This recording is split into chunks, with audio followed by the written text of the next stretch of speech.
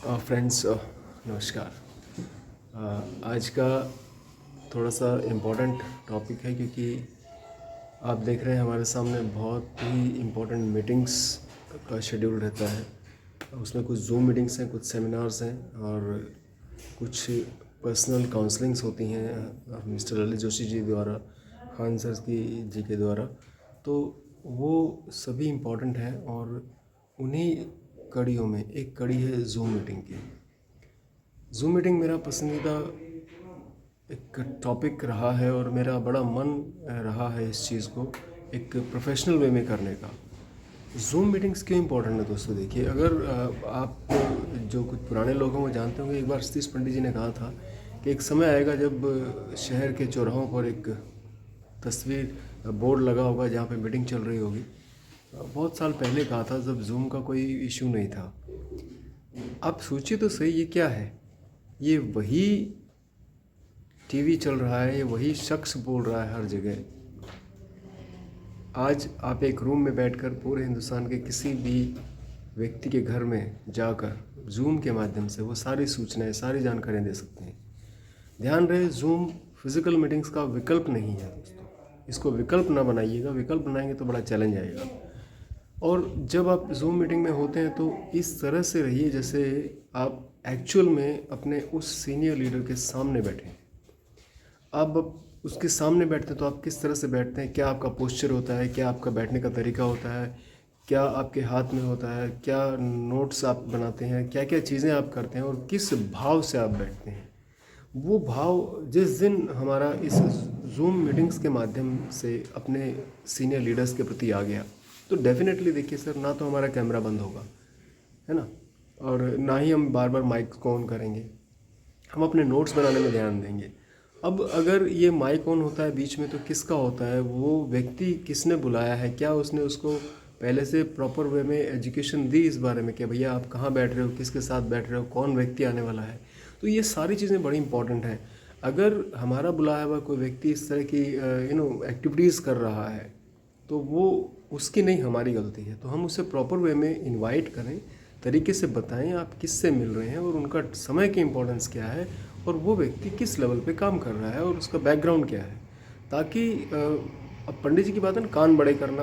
आप सारे समझदार हैं, तो आप उस व्यक्ति के जब कान बड़े करेंगे, जब आप एडिफिकेशन करेंगे अपने अप्लायंस की, जो उस मीटिंग को लेने के लिए आ रहा है, तो मुझे नहीं लगता कि हाउसफुल होने में ज़्यादा समय लगता है। बट वो एडिफिकेशन किस तरह से होती है? एडिफिकेशन, प्रमोशन दो अलग अलग चीज़ें हैं। और ये जूम मीटिंग के बारे में मैं बात कर रहा हूँ, तो आपको जूम की प्रमोशन करनी है और उस शख्स की, जो शख्सियत, जो व्यक्ति उस मीटिंग को लेने आ रहा है, उसकी एडिफिकेशन करनी है। ये दोनों चीज़ें प्रॉपर वे में होंगी तो सारा सब कुछ सिस्टम ठीक हो जाएगा। आप उन्हें बताएं कितना इंपॉर्टेंट है, कैसे आपको बैठना है, क्या करना है। और देखिए दोस्तों, सीधी सी बात है, हम इस बिज़नेस में अपने बिज़नेस को बड़ा बनाने के लिए हैं, हम किसी और के बिज़नेस को बड़ा बनाने के लिए नहीं हैं।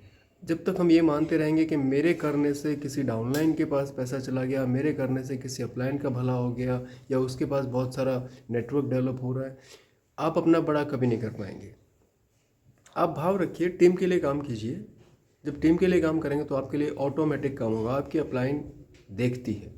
जब आप टीम के लिए काम करते हैं तो आपके लिए भी काम करने वाले लोग ऐसे हैं जिनकी चाहत होती है, नहीं यार ये बंदा बहुत अच्छा है, नेक बंदा है यार, सबकी सेवा करता है, सबकी हेल्प करता है, कोऑपरेटिव है, बातें मानता है, समझता है, सीखता है, आंखों के इशारे समझता है। तो वो सब चीज़ें जब नोट होंगी, तो खान सर ने तो इसको बहुत बढ़िया तरीके से ओपनली होकर वहाँ बताया भी है आज मसूरी के ट्रिप पे, कि किस तरह से बिज़नेस कर कौन रहा है एक्चुअली, अपलाइन का बिज़नेस कैसे है। उन्होंने इतना खोल के बताया उस समय में कि एक्चुअली बिज़नेस ही सारा का सारा अप्लायंस का है, लेकिन वहाँ पर आपको और हमें क्या करना है वो इम्पोर्टेंट है।